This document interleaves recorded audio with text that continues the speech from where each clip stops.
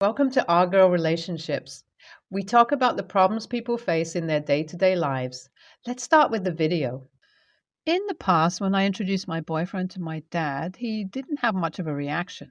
He didn't really appreciate my choice, but also didn't openly condemn me for it. Even when I asked him directly about what he thought about Jason, he said he's okay as long as I'm okay. But at that time, it was good enough for me, so I didn't push him. Now, 2 years later, my boyfriend is my fiance. When I first told him about being engaged, he was quite surprised. He said that he didn't think my relationship would last for that long, and that's why he didn't really express his opinion about the guy I was dating. But now that I dropped this big of a bomb on him, he's more disappointed than anything else. He said that as his only child who's still in contact with him, he expected me to do better or find someone who'd actually take care of our business for him later on. Instead, I found a guy who is an artist and works on contract basis. I didn't even think for once that my dad could actually think something so unreasonable and pointless. If he really needs someone to take over the family business, then I'm right here. Why would I fall in love and marry just to bring a business partner in the family? So we ended up fighting about our differences. I tried to convince him to see my view of things. The guy might not be a budding manager, but he's an amazing, humble guy who takes care of me before anything else. Our vibes matched the first time we met, and ever since, hardly a day has passed when I didn't laugh. So, in my opinion, I don't think I can find anyone better than him. But no matter what I said, my dad just wouldn't agree with my choice. In the end, I gave up on trying to convince him and moved on with my life, and now I have only 3 weeks left until my wedding day. I have already sent out the invitations and received an RSVP on almost all of them. The preparations for the wedding were in full swing, and last week I received a call from my dad. I thought it was about him confirming his invite to the wedding, but instead he said something that crushed me completely. I was thinking the worst thing he could do was to not come to the wedding, but I was so wrong. He told me that after our fight, he really thought I understood what he wanted to express, and that as his daughter, I would show at least some respect to his opinions. But me sending him an invitation directly without even hinting that they'll be coming told him how I don't care about what he thinks or does at all. He said that as much as it saddened him to realize his only child that stayed with him is nothing more than just another person passing through his life, he made his choice about the future. He told me I made a huge mistake by totally disregarding his advice, and now he's going to make sure I suffer the consequences before hanging up. I was anxious and panicked after that. If it was just about him not coming to the wedding or not liking my partner, I could have dealt with him. But by the way he sounded, it seemed like he's ending our whole father-daughter relationship. When I told my fiance about it, he advised me to go and meet him in person. So I went to his office the next day. I was so anxious that I forgot to make an appointment and went in unannounced. What I saw was like a dream and a nightmare at the same time. My mom was sitting across from my dad, and they were talking about my dad's business. So, for context, my parents got divorced when I was 10 with an elder brother and sister in their teens. Instead of taking care of the custody by themselves, our parents told us the truth about their situation and asked us to choose who we want to live with. My siblings chose mom, but I stayed behind with my dad. Growing up, I didn't have that great of a relationship with mom, and even after their divorce, we barely talked. By the time I graduated, I was completely disconnected from her, and today was the first day I saw her in years. She took my siblings to New Zealand, and we ended up being almost strangers. So you can understand the shock of seeing my mom talking casually with my dad as if the last 15 years or so didn't happen. I asked Dad what was going on and what the deal was that they were talking about. He said, now that I've chosen my fiance over my family, he cannot trust me to take care of his lifelong work, and he is trying to find someone who would be capable enough to do this for him. He told me that because I have my own life where his opinions or advice aren't valued, he has decided to let me go off on my own and cut me off from his will. He was just talking to Mom about my other two siblings, whom he hasn't met in ages, and wanted to know which one of them would be better equipped to take over after him. By the time I arrived, they were done talking, so I had no idea which child they were discussing about. But the last few things I heard, it seems like he needed Mom to convince my brother or sister, whoever it is, to come under him for a while and learn how things work directly from him. It would be an understatement to say that I was just angry. There was no limit to the rage inside of me. My dad didn't only reject the guy I chose over a pointless thing, he went as far as to cut me off from the family inheritance. I still haven't processed the whole thing, and when I told my husband about how I quietly walked out of his office after hearing his plans, he actually told me I should have made my feelings clear to my dad instead of taking the high road. I don't know if walking away silently was the best move or not, but I think that my dad's reason for reacting in such an extreme way was not valid. Do you guys also think he's being an a-hole here, or do people actually marry only when their parents approve? It's been ages since I talked to one of my siblings, and yesterday, out of nowhere, I received a call from my sister. I didn't even recognize her voice, and I don't know why, but the first thing that came to mind was wondering what it feels like to grow up with brothers and sisters. Like, I had them for 10 years of my life, and it wasn't any different than living alone at that time, so I shouldn't even be thinking about such useless and impossible things. Anyway, I asked her how she is, and she tried to make small talk before asking me if I'm free to meet her over the weekend. She said that she moved back to the US for her job and would like to talk to me. We decided on meeting on Sundays afternoon, and holy heck, I'm so nervous. And for what? It feels like I'm going to meet a stranger, even though she's blood related. It's just weird for some reason. Anyway, I'll update here once again after I meet her. So I met my sister today, and I did not expect that she'll be looking very fine. I was expecting a slightly better version of me, but man, I almost fell in love with her after meeting her. If we were actually strangers, I would have definitely liked to be her friend. So we met, and it was really awkward at first. Like, it was so bad that we talked about our hairstyle. But when it was too much for me to handle, I decided to be direct and ask her a reason for meeting me before I bolt out of the restaurant. She told me that the real reason she called me was because she recently received a strange request from our mom. She was asked to move in with Dad for a while, or if that's too uncomfortable for her, then at least to move near his house so he could teach her about the family business. So now I knew the mysterious sibling my parents were talking away. My sister continued and asked why I was not taking over, so I told her about my wedding and how Dad had cut me off to teach me a lesson or something because his pride was hurt. My sister was understandably perplexed, and I was pleased to see that she was pointing out the same thing that I mentioned the first time I heard about Dad's BS. We sat there for about an hour before leaving, and she told me she's going to deny Mom's request because she wants nothing to do with the business or Dad. I was so excited that our vibes matched so immaculately that I asked her to come to my wedding before my awkwardness took over, and she looked quite happy after receiving an invitation. Now I'm just dreading Dad's reaction when he'll find out how big of a nuisance I am for his life.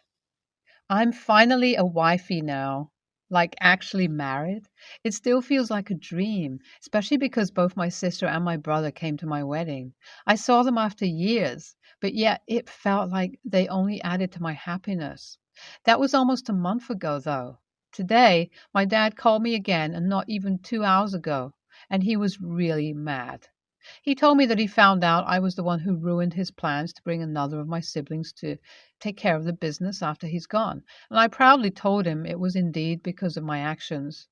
He went on to shout profanities and talk shit to me for still being a hindrance in his life, and I told him that he should be happy now because I'm a married woman now, and my husband would make sure I am too busy being loved and living my life to spare a thought for my dad, who couldn't even support my decisions. I also told him that he might have been the first to cut me off, but now I never want to talk to him or see him again, and he's finally getting his wish. I thought that blocking him from everywhere would make me sad, but surprisingly, I feel fine. I'll pray that it'll be like that for the rest of my life. NTA, you don't owe anyone anything. It was your parents' job to raise you, which, to be honest, they failed at. And they don't own your life just because they took care of you. NTA, nah, because your dad is definitely the only a-hole here.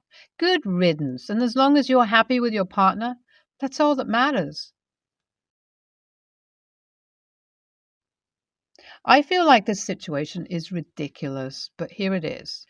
I'm a 28-year-old female. My brother, 29, birthday is coming up, and I wanted to get him a really cool gift since it's his 30th. I mentioned to my husband, 49, that I was going to go shopping for a present this afternoon, and he told me to keep it under $200. I didn't really think about it much and went to the store. I ended up finding an Xbox, one X for $500. My brother has wanted one for ages, and they're hard to find, and I knew he would be so happy if I got him this. So here's where I may be an a-hole. I bought the Xbox. I came home and showed my husband, and he was pretty pissed off.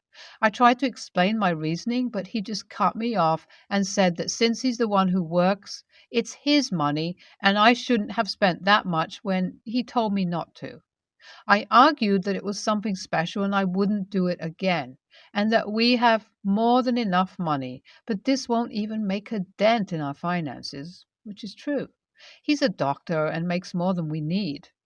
He just kept yelling about how I don't work, so I had no right to do that, which I think is a little unfair. He got pretty mean about it, too.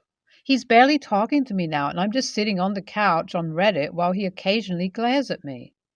I get it's his money, and I went overboard, but I knew my brother would be really excited, and I wanted to see him happy. So, am I the a-hole here? For some background info, I'm a stay-at-home mom for our kids who are too young for school, which is why I don't have an income. He spends ridiculous amounts of money on whatever he wants and ignores me if I question him. So he isn't the frugal type. NTAOP, the information you've provided in the comments is important. This is a man that doesn't let you work, then controls every dollar you spend while he happily drops $35,000 on a boat and ignores you when you question it. He is the a-hole, and if he has $35,000 to spend on a boat, $300 should be the least of his worries. And to everyone in the comments saying it's his money, no, it is legally and ethically not just his money. They are married, and she stays at home to take care of his kids and one of her own. And so his money is for the household, and she is entitled to a lot more in compensation for being a stay-at-home mom. Normally, I would say everybody sucks because financial decisions should be partner decisions, and you broke that rule. But his attitude is so shitty, I can't. He's decided you're slave labor. That's what it's called when you don't get a wage and do a 24-hour day job. You are not equal in this relationship. I suggest you start invoicing him for the cost of a live-in nanny and housekeeper. Don't settle for a crap wage either. That, or you go get a job and have him figure out the logistics of not having you home, since you have no rights unless you have an income. I would also suggest figuring out how to set aside some money in a private account so that you are not so dependent on him. NTA. My daughter, Amara, 22 female, recently had her first child. I missed the birth, and a lot of drama has gone down since. Amara had a difficult pregnancy pretty much from the beginning. Around the 28-week mark, the doctor said she may be able to make it to 40 weeks, but there's a chance she could deliver early. We, myself, husband, eldest daughter Katie, 25 female, Amara, and son, all had a trip planned to an island around the time Amara would be 36 weeks pregnant. When the doctor told us she may not make it to 40 weeks, Amara chose to stay home as to not risk going into labor on the island. A little backstory. The father of Amara's baby isn't in the picture. She's doing this alone. The plan was for me to be in the delivery room to support her. She asked me to please stay home from the trip. I said I'd go, but come home if anything changed. Katie decided to stay home with her. My husband and our son headed off on our trip. Well, then the hurricane hit and all ferries were suspended. That same day, Amara went into labor. We were stuck. No way of getting back to her. Katie was by Amara's side as she gave birth. There were further complications, but thankfully, both she and baby are okay. I got home a few days later and got to meet my granddaughter. Amara barely looked at me. The original plan was for me to stay at her place for a couple of weeks to help her adjust, but she told me not to bother. She asked me not to go for this very reason, saying she really needed me and I put a vacation above her. Katie is now staying with her and is also pissed at me, saying Amara was so scared and could have died. I pointed out I tried to come back and couldn't have predicted the hurricane. They both said I still chose to go, and even if I had rushed back on a ferry, I'd still likely have missed it. AITA? YTA. You knew Ian was coming and arrived 5 days before it hit. You did prioritize a vacation. It wasn't 3 months before, just mere weeks before the due date. You didn't even evacuate as it got closer for your own safety or to ensure you would be there for the birth. Of course, the frickin' ferries were suspended when the hurricane hit. I can't believe that is the excuse you are using. In all honesty, you knew the hurricane was coming. You knew there was a risk of being stuck, and you didn't care. YTA. Birth only happens once. You can usually postpone a vacation and reschedule it for another time. You did prioritize the vacation over your daughter. You knew she wanted you there. She even specifically asked you not to go, and for whatever reason you thought it would be okay to still leave. No, there was no way to predict the hurricane would hit where you were, but you also could have thought about what you were being asked over what you wanted. I have an older brother, call him Mark. Mark was a solid older brother and he did all he could to look out for me. However, one of the patterns that emerged that he still treats me like a kid, especially when it came to women. My brother is the better looking, more attractive brother, and when I didn't have a girlfriend, he would be hard on me, telling me I need to hit the gym, I need to not dress like a dad. Mark and I used to have a really good relationship, but we lost our closeness after I left for medical school. I was busy, and it was really difficult and expensive for flights. After I completed my residency, I moved back closer to my family and friends where I met my now fiance. After I introduced my brother to her, him and his wife, they gently were trying to get me to break up. They were like, "Oh, you guys don't seem compatible. She's older and has a family already. You should find someone more compatible." I was like, "You don't even know our dynamic yet. How can you say that?" And I really tried to get my brother and his wife to see my fiance as a whole person. And again, initially they were nice and were like, "We have our reservations, but okay if it makes you happy." Then one night, my brother was over our family's house and he was really drunk. And he starts going off. My fiance was not present and at the time was just my girlfriend, and starts going off on how my fiance is with me for my money, that I am just being used for a paycheck, and that when we have kids together, to not be surprised if the baby comes out with a tan. I was like, "Mark, stop." And he just kept pressing on with his insensitive comments. Well, now that me and my fiance are engaged, I did not invite my brother to the wedding. I don't want to deal with him making ignorant comments. My family is telling me to forgive him. My fiance says that she really doesn't want him to come, but if I invite him, she understands. I understand he was drunk, but I feel that he really crossed the line, and this is fair. AITA? NTA. Alcohol tends to be like a truth serum. He said what he thought even if he wouldn't say it when sober. He's a racist, and so is his wife. Have an enjoyable wedding without worrying if they would misbehave, and I'm sure they'd be making comments to the other guests. You can forgive, not forget, and still not invite them to the wedding. A wedding is about celebrating the love you have for each other. Anyone who doesn't support that has no place there. Unless you have gotten a very sincere apology and brother has shown his actions match, that you have every right to refuse him. NTA.